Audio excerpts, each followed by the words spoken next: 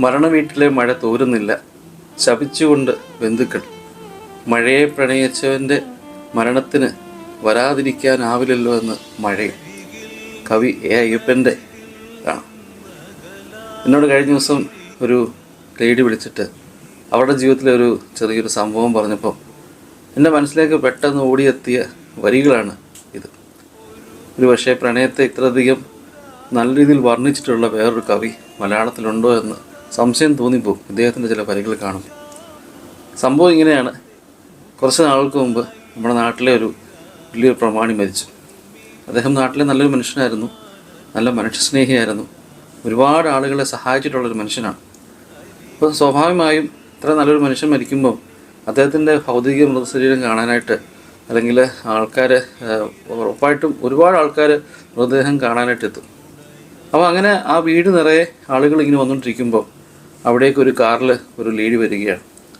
ഈ സ്ത്രീ എന്ന് പറഞ്ഞു കഴിഞ്ഞാൽ ഈ മനുഷ്യനുമായി പണ്ട് കോളേജിൽ ഒരുമിച്ച് പഠിച്ചതാണ്, ഒരുമിച്ചൊരു ജീവിതം സ്വപ്നം കണ്ട് കോളേജിൽ കൂടി നടന്നതാണ്, അവർ പ്രണയിച്ചതാണ്, ഒരുപാട് നാൾ പ്രണയിച്ചതാണ്. പക്ഷേങ്കിൽ എന്തൊക്കെയോ ചില സാഹചര്യങ്ങൾ കാരണം അവർ തമ്മിൽ ഒരുമിക്കാൻ പറ്റിയില്ല. അപ്പം ഈ മരണപ്പെട്ട വിവരം പത്രത്തിലോ എങ്ങനെ അറിഞ്ഞപ്പം ഒരു നോക്ക് അവസാനമായി കാണാനായിട്ട് ഓടിയെത്തിയതാണ്. പക്ഷെ വന്നു കഴിഞ്ഞപ്പോൾ ബന്ധുക്കൾക്കും അല്ലെങ്കിൽ അവരുടെ അടുത്തറിയുന്ന ആളുകൾക്കൊക്കെ അവരുടെ ഒരു പ്രസൻസിനോട് വലിയ താല്പര്യമില്ലാതായി.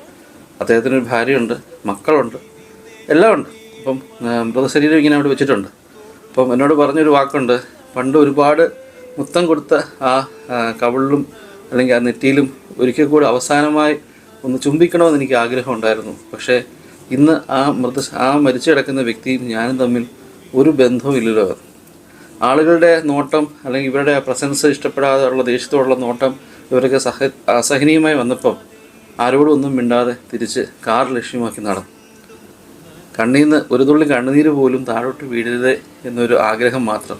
അറ്റ്ലീസ്റ്റ് കാറിൽ കയറുന്നിടം വരെയെങ്കിലും കണ്ണിൽ നിറഞ്ഞ കണ്ണുനീർ വീഴരുതെന്ന് ആഗ്രഹിച്ചാണ് പോയതെന്ന് പറഞ്ഞു.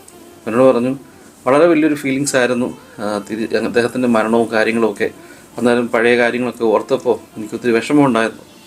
അപ്പോൾ എന്നോട് ഇത് പറയുമ്പം ഇത് കേൾക്കുമ്പോൾ തന്നെ എനിക്കൊത്തിരി വിഷമമുണ്ട്. അപ്പോൾ ഈ കേട്ടപ്പോൾ ഈ കഥകളിങ്ങനെ പറഞ്ഞപ്പോൾ എനിക്കറിയാതെ തന്നെ ഈ കവിതകളാണ് മനസ്സിലേക്ക് കയറി വന്നത്. Thank you.